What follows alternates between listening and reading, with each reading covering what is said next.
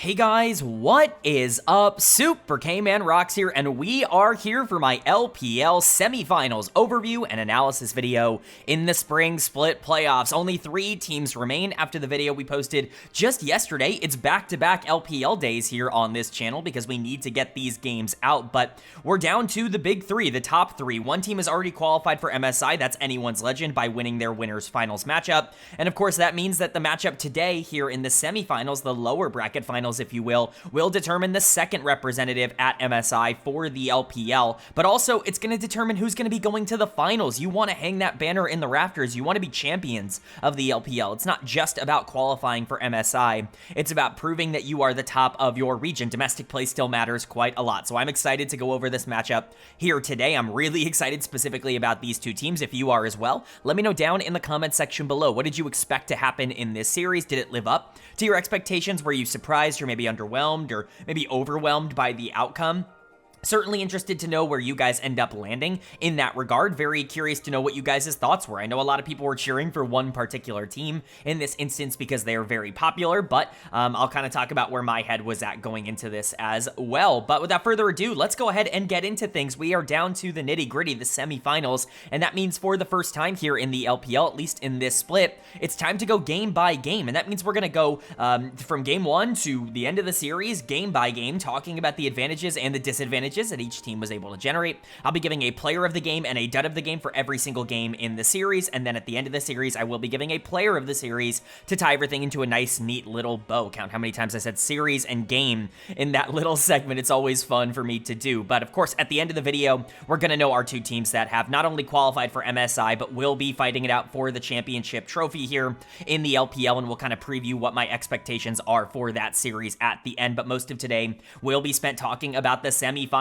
So without further ado, let's get into the conversation. The first thing we have to do in today's video is preview the matchup, and boy is it a good one. It's a matchup between the number 4 seeded Bilibili Gaming and the number 5 seeded Invictus Gaming.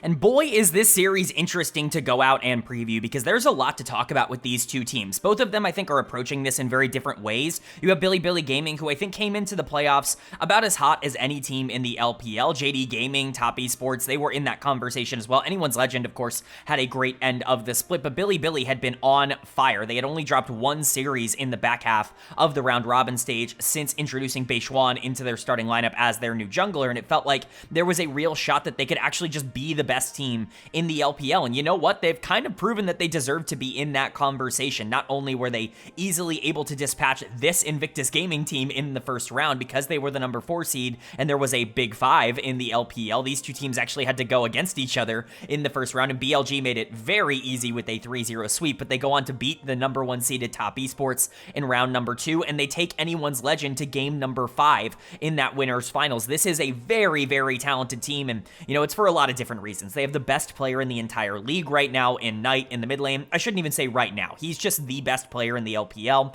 He has been for quite a long time. I would say at least like 3 to 4 years at this point. There's been nobody contesting for that number 1 spot except for Knight. That's how good this guy is. He's gotten back into form, especially ever since Beishuan came back into the starting lineup, or I guess came over from Thundertalk Gaming as the new jungler. It really feels like the solo laners in particular have exploded, and that, you know, contributes to Knight's success. He wasn't quite as dominant at the beginning of the split, but he's certainly gotten there now. If he had played the way he did over the second half of the split, he would have won MVP without any sort of second thought. Like, he was really that good. But I said solo laners for a reason, because Bin has also been incredible across this playoff run so far.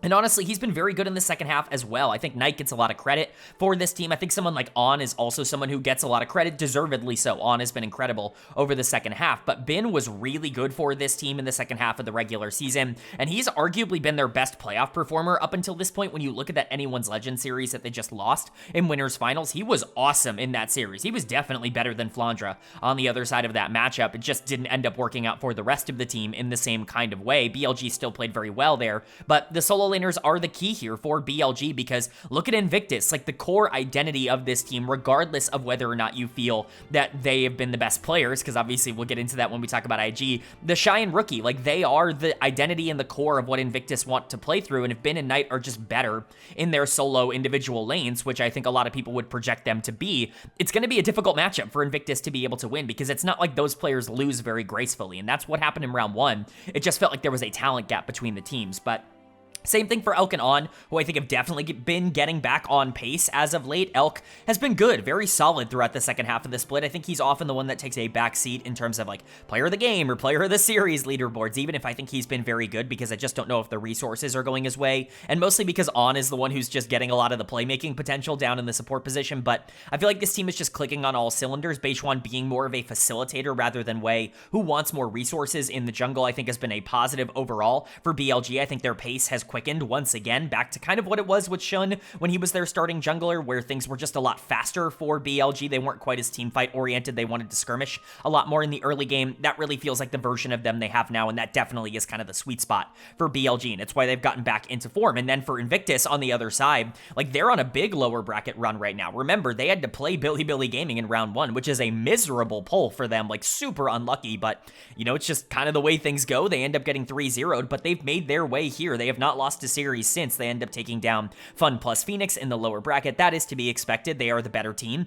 between those two, but then they go and take down Weibo Gaming, who's basically the same team as Invictus. Like, I'll make that very clear. Like, I don't think there is a big difference between where the talent level is between Invictus and Weibo. It's all just about which one is in form, and clearly Invictus plays off of their, you know, carries a bit better. It's the reason they came in significantly higher in my power rankings and also, you know, in the standings in the regular season, because they were so much more consistent. So Invictus kind of gets past their parallel in Weibo Gaming, and then, you know, they thought they were going to have to take on either Top Esports or JD Gaming or someone like that. It's Team WE that ends up coming down from that lower part of lower bracket, and WE put up a decent fight, but Invictus was absolutely better in that series, and that's how they end up here. And so, you know, as much as we can sit here and say that, you know, BLG dominated IG in round number 1, well, IG's had 3 series where they've looked pretty great and gotten progressively better, a 3-2 to a 3-1 to a 3-0 to get here. And you know what? Lower bracket confidence and lower bracket momentum is shown to be very, very powerful, not only here in the LPL, but basically everywhere that has this double elimination style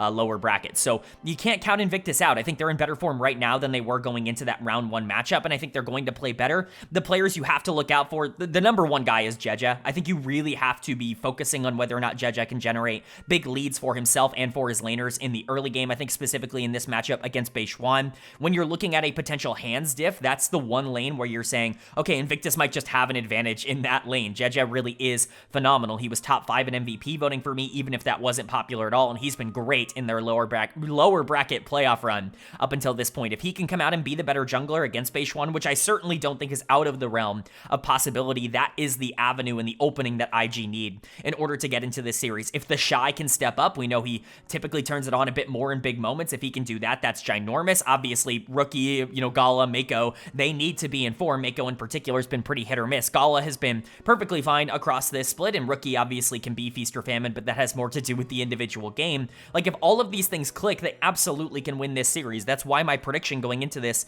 was Bilibili, but it was Bilibili 3-2. I think that Invictus is good enough to win a couple of games because of the way their team is set up and because of the momentum they have right now, but it's just really difficult for me to predict that BLG is going to lose this series with how hot they've been and how good I think they are. I think they are a top 2 team, so we'll see if they can go out and prove that, or if Invictus can kind of pull off the upset, because I know a lot of people are rooting and cheering for Invictus with how popular and legacy their, you know, rosters and specifically like the Shy and Rookie coming back to this organization are. There's just a lot of inbuilt fandom because of those players. We'll see if they can make that worthwhile and get themselves to MSI, but the only way to know is to go game by game, and that means starting with game number 1. So let's go ahead and get into it. The winner of game number 1 was Invictus Gaming. They are going to take game number 1. They're going to go up in this series 1-0.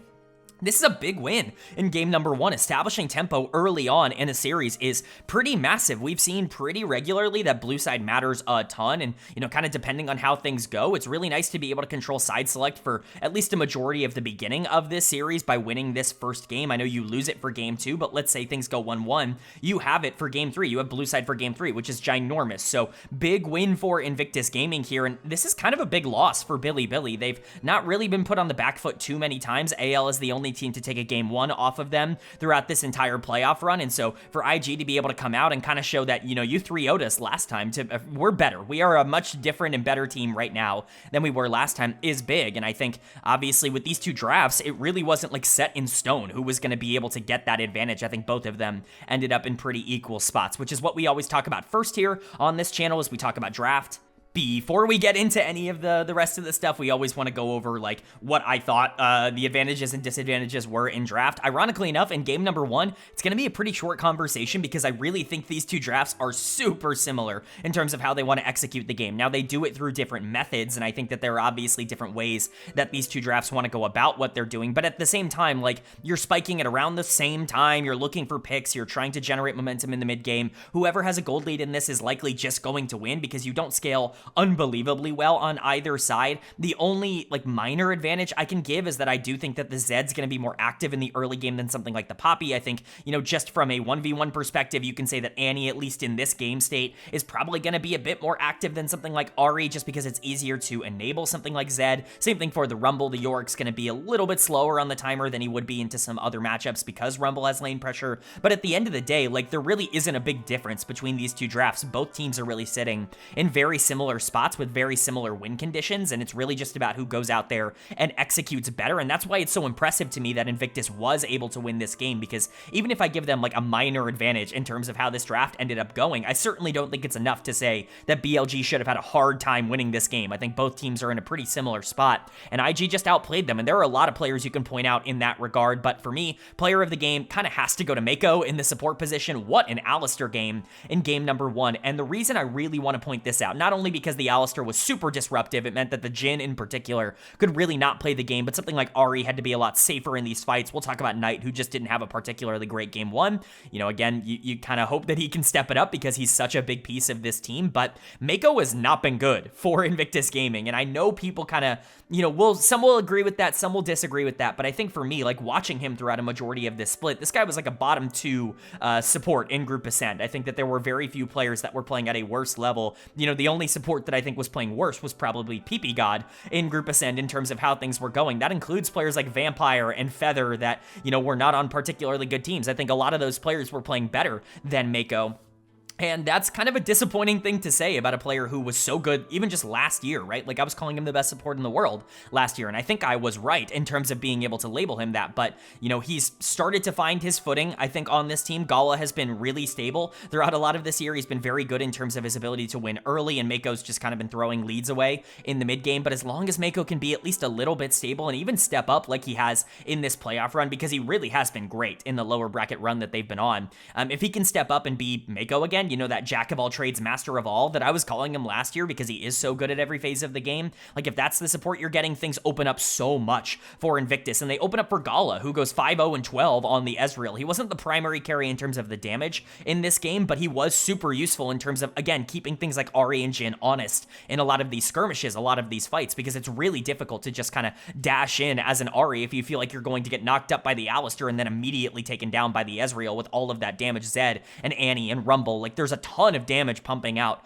from Invictus Gaming, and I think Mako as the setup, Gala as the follow-through was incredible. But how can you not also point out Rookie? Rookie had an incredible game number 1 here. He was way better than Knight, and I think if that's going to be the case, we talked about this in the preamble, in the preview, if Rookie can come out here and be just as good, if not better, than what Knight is for BLG on the other side, this series might just be in favor of Invictus. They might actually be the better team. That's how important Knight is to what Bilibili do, and We saw that here in game number 1. Rookie got a ton of pressure in the early game. Jeje spent quite a bit of time in the mid lane, and the Annie was able to just kind of move around the map and do whatever she wanted. A couple of awesome, really clutch stuns to be able to set everything up for either the Shy or Jeje or Gala or whoever to capitalize on. And then you're finding yourself in these positions as BLG where you don't really have a clean answer, and that's because Rookie was so active. Again, I want to see him on Annie. I want to see him on, Orianna. Like, these are the champions that I've pushed for throughout this year. When he gets on things like Aurora, that's when things fall apart for Invictus Gaming. That's the, kind of draft that it doesn't really work for this team, even if it is a good champion and, a good style. Like, let Rookie play the things that he's been playing for a decade. That's the stuff he's clearly shown a lot of success on. So Rookie, Gala, Mako really standing out. Jeje was still very good here on the Zed, definitely more active than Beishwan on the Poppy. Not really a clean answer. I like the R5 Zed here, by the way. A lot of setup for him to be able to do his job, because the Annie and the Alistair are going to be able to do quite a bit, and you have like damage coming in elsewhere, so you can, greed a little bit more for some kills if you need to trade, and he was active here. And then the Shy had some good and bad moments. Bin wasn't entirely out of this game on the York or anything like that, but he certainly wasn't the problem, and he had a lot of great teamfight ults as well. So just a nice win for Invictus. And then for Bilibili on the other side, kind of the things we warned about for BLG that couldn't really happen. Jungle mid really need to step up, and quite frankly, they weren't good enough in this game number 1. Knight is actually going to be getting my dud of the game for game number 1. He was pretty useless throughout all of this, all things considered. There was some damage being pumped out, and not every single death that he underwent was entirely his fault. But when you're talking about the importance of Knight on this team and the way that they want to function, especially with this draft, you need the Ahri to be able to skirmish as easily as something like Zed will be able to on the other side, and Knight was just not in great positions to be able to do that. Rookie was constantly catching him in positions where he could be, taken advantage of, and obviously Rookie and Jeje linked up very well. Beishwan had no pressure on the Poppy, as is to be expected in this matchup, and Knight couldn't really do anything about it. And so, to me, he is dud of the game. I do think he was the biggest hindrance on his team's success here, but Beishwan was definitely in the conversation for me. He needs to be good enough. Like, he needs to be the kind of player that can not only be, survive at this level, survive at a top 3 level, but be able to, go toe-to-toe with someone like Jeje and get his team to the finals. In game number 1, it didn't look great. I don't love the matchup for Poppy. I think it's a little bit worse than maybe it would be for a couple of other champions. At the end of the day, I really don't think this is unplayable for BLG by any stretch of the imagination, but, IG had a small advantage, I would say, in the middle of the map, and they took more than enough advantage of that small advantage, if you guys know what I'm trying to say, and Beishwan and Knight were really taken out of the game. Elkanon were also weaker as a bot lane. Part of that has to do with just the way the game state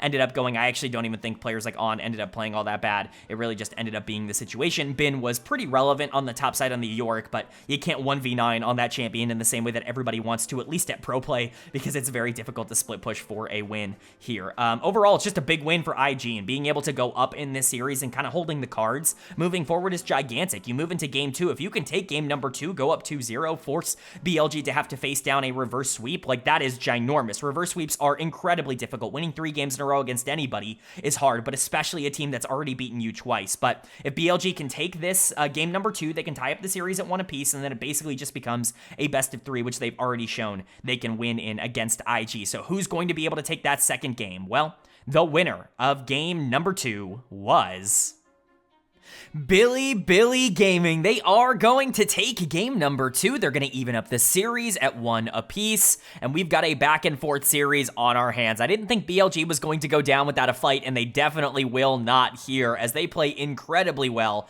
in game number 2 to be able to pick up their first win of the series. Obviously, a very interesting draft coming in from both sides. Once again, it's clear that both of these teams have similar ideas in terms of the direction that they want to go with how they want to play out a lot of these early games in this series. In game 1, you kind of had both comps really wanted to spike in the mid game for the most part and just kind of carry their advantage into the late game. Whoever had more gold is likely going to win. It's a pretty similar story here, but this is definitely more focused on the late game. Both of these teams want to scale. Neither of them really want to make all that much happen in the early game. You've got the Sejuani Yone duo for BLG, but you've also got Gwen Kaisa moving into the back half of the game, something like Shen to be able to offer them protection. You have a ton of pick potential on this side, but also a ton of ways to be able to fight with the damage you have in the later part of the game. And for Invictus, it's about as straightforward of a front-to-back engage comp as you can draft at this level. You've got things like Wukong and Leona to be able to set up for a Xayah in the late game, Aurora diving the backline, Jax either split pushing or playing alongside the Aurora. And honestly, it just creates this dichotomy where both teams don't want to make gigantic mistakes in the early game. That being said, I do want to give BLG credit because I do think they played the early game incredibly well, and there were a lot of really smart moments. And again, we will get into that, but let's go ahead and get into the draft first and foremost. I already kind of talked about it, at least in more of a general term, but both of these teams kind of looking to scale. The reason I would actually favor Invictus's draft in this one is I think their ease of execution is just much easier. Like, I think their draft is so much simpler to be able to play. You're actually just playing around Xayah Jax, right? Like, it's really simple. There's not really a lot to execute on. Wukong's going to go in, Leona's going to go in to be able to try and create, and as long as you can burst through the front line or alternatively be able to utilize, you know, either Jax or Aurora to be able to disrupt the backline, then Xayah should be able to win every single fight here. Not only is she going to have pressure in the early game because you're playing Xayah Leona into Kai'Sa Shen, but Xayah just naturally is going to scale about as evenly as something like Kai'Sa will, except a lot more effortlessly because you don't have to worry about that range disadvantage in the early game. She also can keep herself safe if Yone or Gwen or someone like that ends up making some sort of hero play throughout the back end of the game. This should be a lot easier for Invictus to be able to play out. That being said, if Kai'Sa can get online in this game, things become a lot more difficult for IG because Kai'Sa is going to scale the hardest of anything in this game from an advantaged position. Now, obviously not from neutral, because Xayah's, again, ease of execution is just a lot easier, but Kai'Sa with 11 kills versus Xayah with 5 kills, like, one of those things is going to do more in the back half of this game, and that's exactly what ended up happening. But it's not the Kai'Sa that I really want to point out here. It's on the Shen, who's going to be getting my player of the game. He got it on broadcast as well. This was a no-brainer. This Shen made or broke this game in terms of how things ended up playing out because he's one of the only forms of actual disengage on the team to be able to stifle aggressive plays coming in from IG, and he can do it from a macro perspective as well, whether that's on Kai'Sa to be able to save her or, you know, as we saw throughout this game on things like Gwen, when they dive into the backline, it's really, really difficult to kill a Gwen when there's a Shen ultimate on top of that Gwen in the back half of a game. So credit to On. He was excellent. He, you know, made a big impact in fights even without the ultimate as well. Like, he was just very, very solid in this, and On has been on fire as of late. Like, he has just been unbelievably good ever since Wei left. You know, I talked about this a lot when Wei was actually on the team, but no one suffered more from having to play with Wei than On because, and I'm not saying Wei is like this awful, unplayable player, but I've never seen two players have, like, more anti-synergy, less synergy in general, I think is probably the easier way to put that. But On and Wei were like oil and water in terms of trying to play together. It just was never going to work out. So On getting back into a situation where he can be more of a primary, like, playmaker for this team, it's turned him back from a player that was good, you know, was making plays and was still valuable to the team to the best support in the world again, or at least in the conversation, like best support in the LPL, or all that stuff, right? Like the guy that we knew for the past couple of years, 2023 and 2024 on, that's the version of him that I think re-emerged when Wei left this team, and it's really been exciting to see him get back on track. But Elk, you also have to give a ton of credit to. You don't win this game if you don't have a super fed Kai'Sa being able to take over a lot of these fights. I talk about how Kai'Sa's execution in this game is actually quite difficult because of this sheer amount of engage and also backline pressure that Invictus's comp ends up generating just naturally by the way that they are set up. And Elk has to play this really, really well. Like, he has to be very finicky in terms of where he wants to go in with some of these exchanges. And you know what? He did exactly that. He was basically never in danger. He was pumping out damage in these late game team fights. And the moment that he starts to get really accelerated as we get into the later part of this game, that's when things really get out of control for BLG and for Invictus. Like, the game just becomes a little bit more unwinnable for IG regardless of what happens in some of these closer fights. You know, obviously BLG not running away with this game, but Elk, you know, eventually getting to the point where he's going to take over alongside the Shen and be a really big nuisance.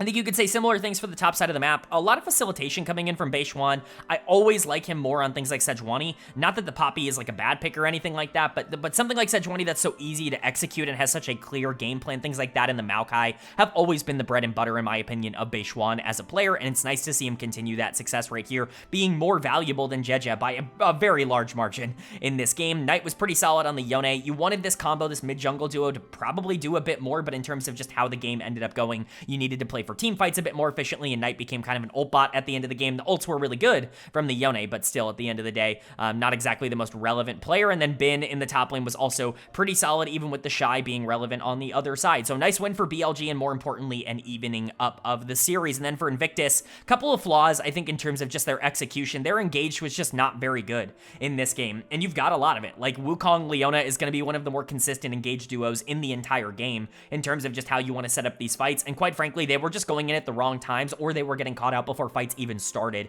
And that's kind of a disaster for a team that really wants to 5v5 in the later part of the game. Jeja's going to get done of the game for me. I think you could theoretically give this to Mako as well, but to me, Jeja was significantly worse in terms of just not being involved in these plays. I said this in the preamble, in the preview for this series. Jeja has to be better than Beishuan. If that's not, like, that's the first box that has to be checked. If that box isn't going to get checked, I don't think Invictus can win this series. Like, I think it's actually impossible. Jeja absolutely was better than Beishuan in game number 1. He's got to be able to keep that up throughout the rest of the series, regardless of what happens with the Shy and Rookie and Gala and Mako elsewhere on the map. If Jeja is going to be the weaker jungler, I think things kind of shut down for IG, and that's not, you know, something that you want to see from somebody that I think has been really important to this team throughout the entirety of this year, and the Wukong just was not it. It was not consistent really at any point. He was not good in the mid game. He was even worse in the late game, which is really not great.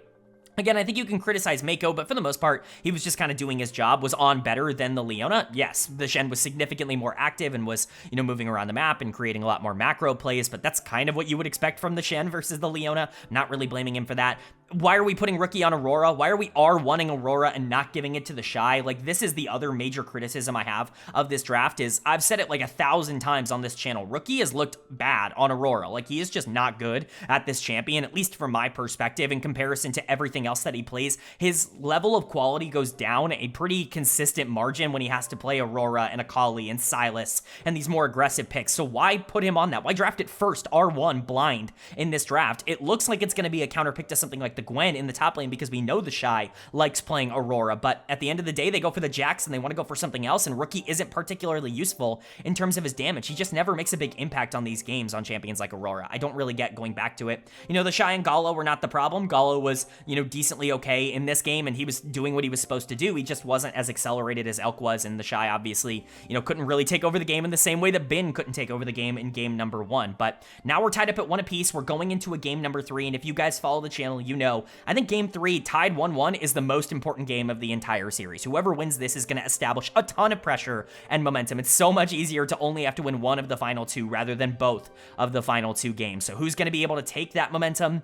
Well, the winner of game number 3 was Bilibili Gaming. They are going to take game number 3. They're going to go up in this series 2-1 and put Invictus on series point going into game number 4. This is a big kind of turnaround win for BLG, not only because they were able to pick it up, but specifically because they were able to do it on red side, which is a very, very big kind of turning of events for Invictus's red side win in game number 1 with how strong blue side has been. To be able to take control of that moment is really gigantic. And for Invictus, you know, I'm going to be pretty critical of them in this one. I think this is the first game, the entire series, where it really feels like one team made a gigantic mistake, and that's the draft. And honestly, it's not most of the draft. Most of the draft is fine, and you guys know where I'm going with this already if you've watched this channel, but man, you just threw away this game. Like, you can't be picking the things you picked here against a team like Bilibili Gaming. And for BLG's credit, I think they drafted incredibly smartly. I think that there are some positives and some negatives to how this team wants to play out. You've got things like Pantheon that want to be able to play aggressive in the early game and can theoretically take advantage of something like Kalista or Zir on the other side if they were to step forward too much.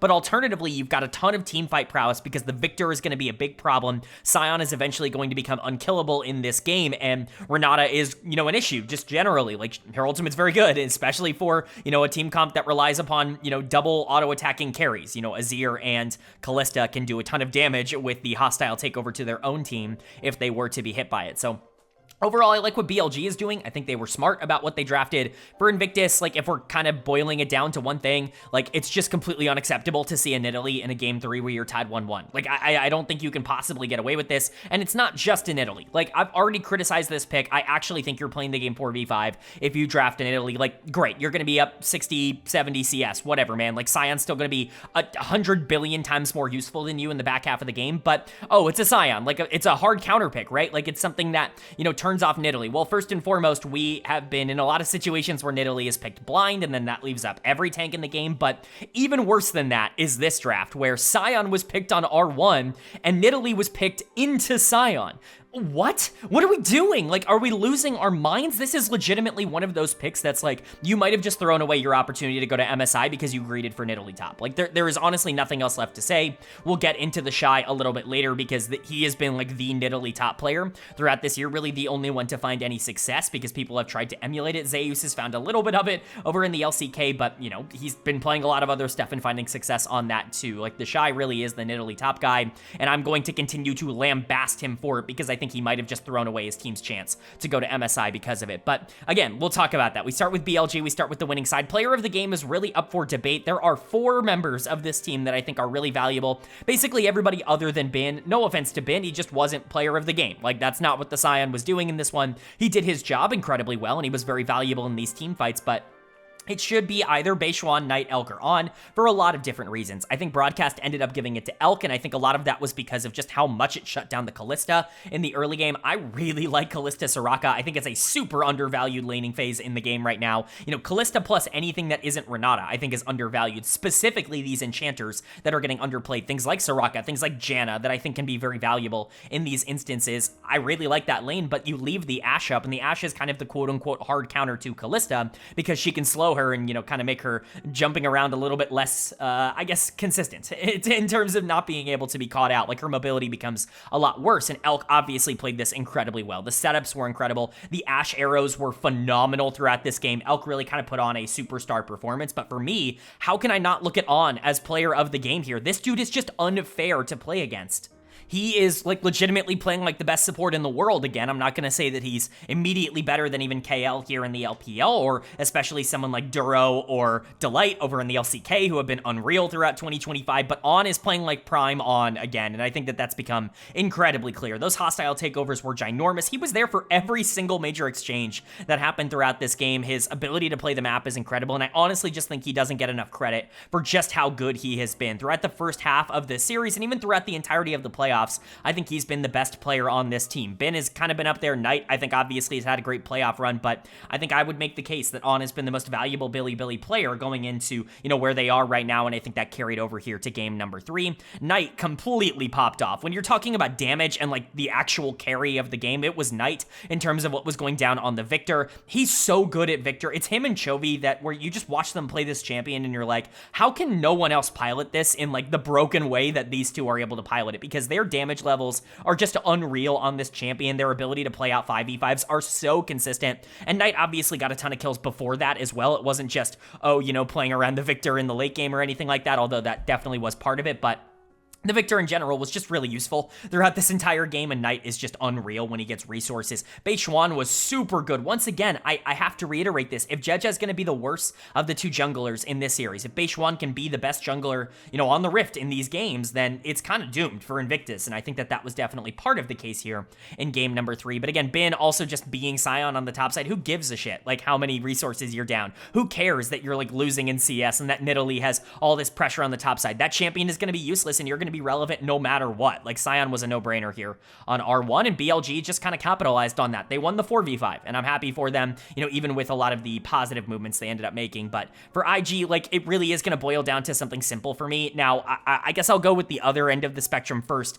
I do want to blame everybody else at least a little bit here, because it's not like they played great, but this is a 4v5. This is a hard game to play. Gala could very easily get dead of the game. I think Gala actually played this one quite poorly on the Kalista. Not his best game by any stretch of the imagination. Jeja getting out pressured once again, this time by a Pantheon on the other side, so it's a little bit more excusable, but still getting out pressured is really not a recipe for success. I think drafting something like Jarvan later on in the draft, you need to be able to push your team forward and to be more aggressive in terms of how those exchanges go. That didn't really happen here. Rookie was definitely weaker than Knight, both playing late game scalers on the other side, and Mako, for as much as I like the Soraka pick and I think it can work in isolation, On was just better in this game in terms of using his enchanter abilities to be able to push the game forward. Obviously more aggressive, engaged style movements coming in from the Renata as opposed to the Soraka, but I don't want to let everyone off the hook just because the Shy picked what he picked, but he's done of the game. The Shy is done of the game, and it's not particularly close. I don't even know what to say at this point. Like, I actually do think if you pick this in like a game 3 where your season's on the line or your split's on the line, international performances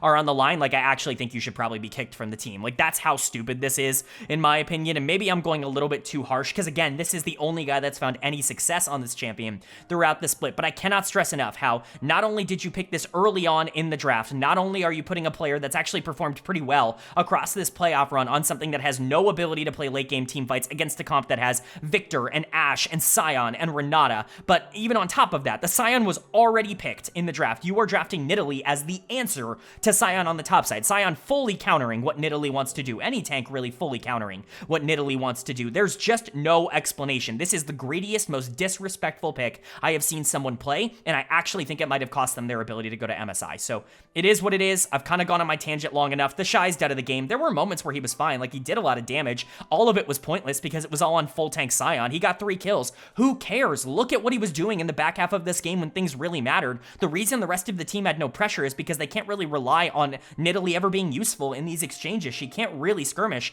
in the same kind of way that everything else can. So it's just a disaster. Like, there's nothing else left to say. Invictus, you know, they had it, man. Like, they really should have been in a position where they went into game number 3 with a chance, but I think they actually just kind of took it away from themselves. That being said, the series isn't over. Game 4 still is there. If you can win that, now you have the momentum, and you're going into a game 5 where you get to fight for side selection. It's not like, oh, we win game 4 and then we have to go to red side for game 5. You have the ability to be on blue side for the rest of this series if you can win a 1v1, but you have to get through game 4. Are they going to be able to keep this series alive, or is BLG going to capitalize on IG's mistake and put them down into the dirt in 4? Well, the winner of game number 4 was Bilibili Gaming. They are going to take game number 4. They are going to take this series 3-1, and they will not only win the semifinals, they will not only qualify to go to the LPL finals and get a chance to kind of get their revenge on anyone's legend and win the LPL title, but they are going to have the opportunity to represent the region once again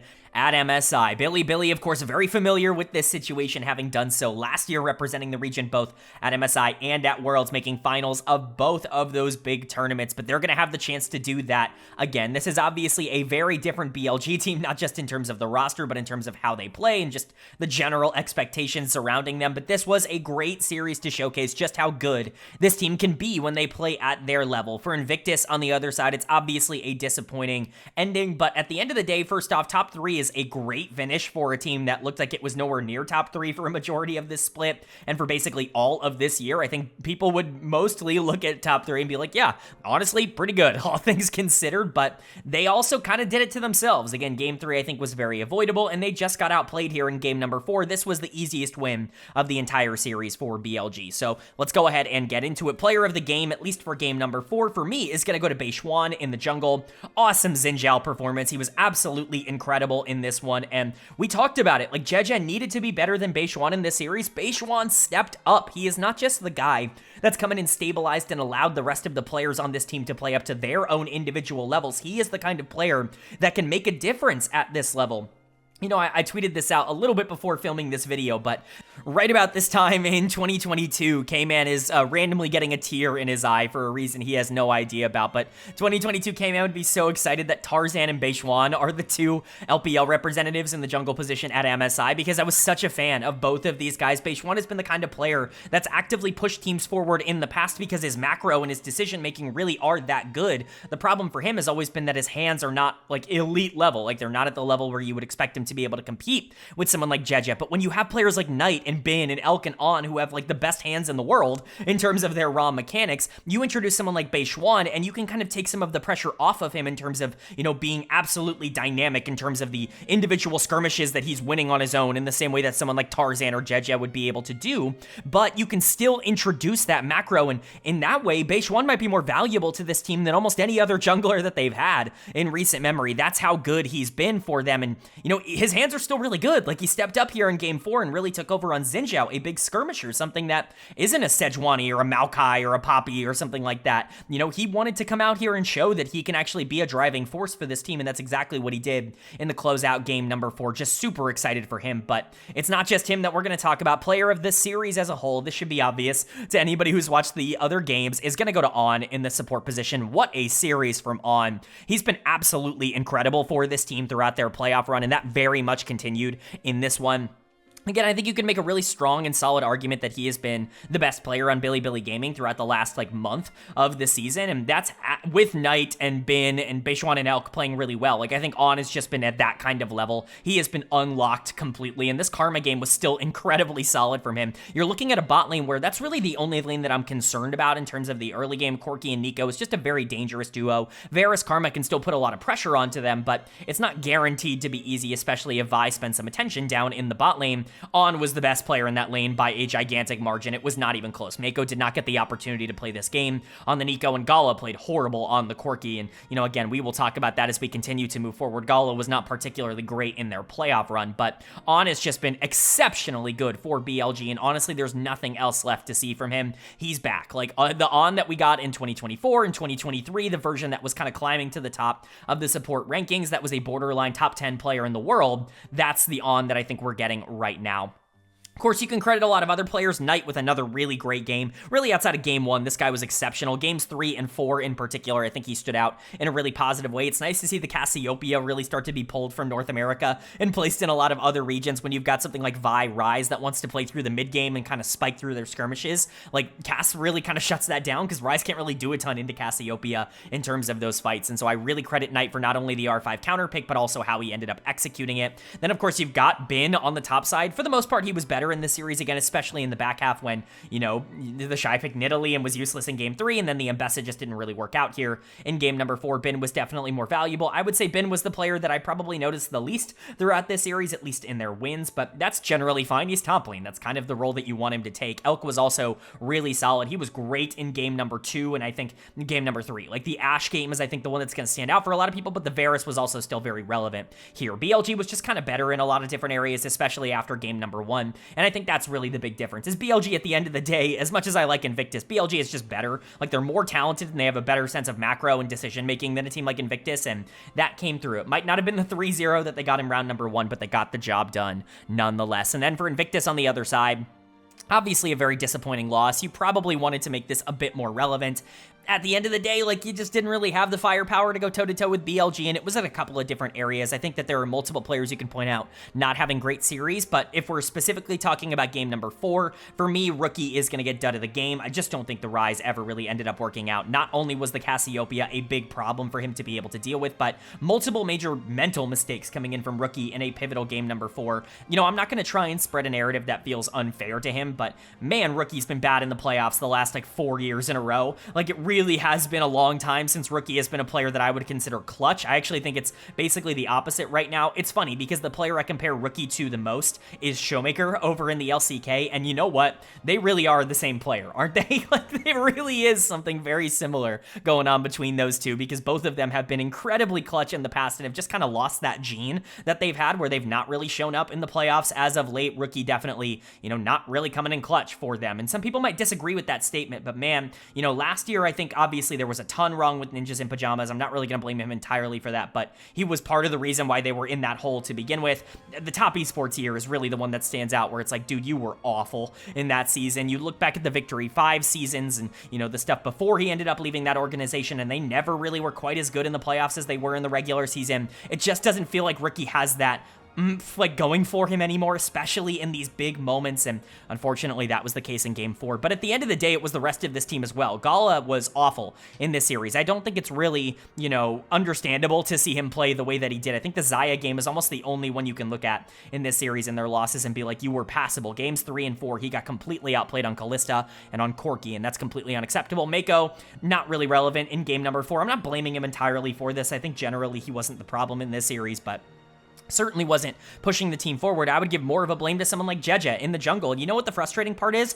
Jeje and Gala were the players that I think were the best in the regular season, certainly the most consistent, and they really let the team down. Jeje was not as good as Beishuan. Gala was not as good as Elk or On or Knight or any other carry on the other side. The Shy obviously already got his talking to for the Nidalee in game number 3 that might have thrown away the entire series, but he also kind of got blasted on Mbessa in this game. It really just wasn't a good look for Invictus, but at the end of the day, we kind of saw this coming. This is a team that should not be as good as Bilibili, and top 3 is already probably a great outcome for a team that was not close to that, really, at any point. They were lucky they didn't have to run into a Top Esports or a JD Gaming that I think would have given them more trouble earlier on in the playoffs, regardless of how those teams ended up working out. Not saying they would have lost those series guaranteed, but they certainly would have had to work a little bit harder than they did against WE and Weibo Gaming and FPX, you know, the 3 lowest seeds in the entire playoffs. So for IG, they're going to be going out in 3rd, and for Bilibili, again, congratulations to this team. They're going to be moving on to the finals and to MSI, but they've got the chance to be going as the #1 seed, and with how close and how well they played against AL in the winners finals already, I'm really excited for another really fun one, hopefully coming in the finals. All right, but that is going to do it for my LPL semifinals overview and analysis video. I do hope you guys enjoyed. Again, congratulations to our latest MSI representative, Bilibili Gaming, who will be going as the 2nd team now, and the LPL locking in both of their teams for the MSI tournament for the midseason invitational. Anyone's Legend and Bilibili Gaming, of course, being the 2 reps. We don't quite know who's going to be going from the other regions, or at least it hasn't been shown on this channel just yet. We know one of them from the LCK, of course, but we will find that out for both the LCK and the LTA for both the North and the South as we continue to go along throughout the playoffs. But once again, congratulations to BLG, and that transitions nicely into the final look at the bracket, because there's only one series remaining. It is just the finals to go. Anyone's Legend taking on Bilibili Gaming, the winner becoming champions of the LPL. This is a very, very interesting series on paper, because I think the narrative surrounding both of these teams are very, very fun. Starting with Bilibili, because we've talked about them so much in this video already.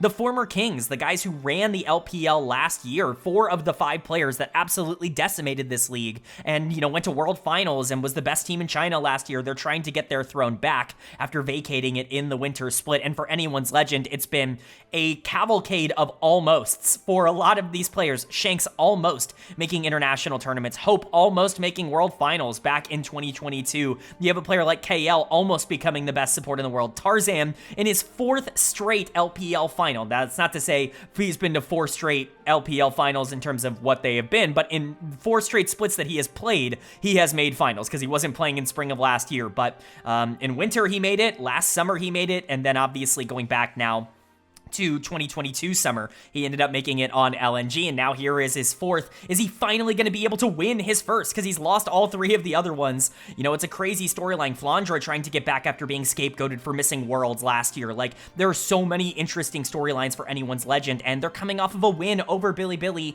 in the winners finals, and quite frankly, their win was pretty confidence boosting, I guess is the right way to put it. Like, they were better in that series. It wasn't by a ton. Like, their losses BLG looked great in, but they looked really solid in their own wins. All 5 games were pretty clear cut in terms of who the winner was. They're once again going to have side select for the first couple games of this series, and if that's going to be the case, blue side is still very strong, but if it comes down to a game 5, things just always get very interesting. I'm super excited to see where this finals goes. I mean, that's probably the more correct English way to say it, but I do have a prediction. I do have to give a prediction, as I always do on this channel, and my prediction, personally, might shock some people. It's going to be Bilibili Gaming 3-2. I went with them in winners finals. I thought that they would be the team to punch their ticket, and right now I think their win over IG has only bolstered their confidence. I think this is still going to be an incredibly close series, but I think this time BLG is going to get one over. I do not want to index too heavily into watching AL already win. I think this team is incredibly good, but I think unfortunately my prediction is BLG going over in a 3-2 series. But let me know if you think AL is going to win in the same way that they did in winners finals. If perhaps you think they'll be more dominant than they were in that series, or if you think BLG, with this confidence from IG and just generally with their talent, is going to be able to overcome Anyone's Legend. I'm curious to know what you guys' thoughts and opinions are down below, but that's going to do it. I do hope you guys enjoyed. If you did, leave a like. It really does mean a lot to me. It lets me know you guys are enjoying the content, and it does help get this video out to a lot more people, which I'm always very appreciative of. If you're new here, hit the subscribe button. Of course, we're going to do this same exact video, but for the LPL finals when that series is over, so stick around for that. But we're still covering the LCK playoffs. We're still covering the LTA North playoffs, and MSI is just around the corner. Internationals are coming back, baby. If you're interested in a comprehensive overview of everything going on in LoL esports, this is the place for it. Hit subscribe and hit that bell so you can be notified when those videos do go live. But with all that being said, I hope you all are having a great day. I hope you continue to have a great day, and I will see you all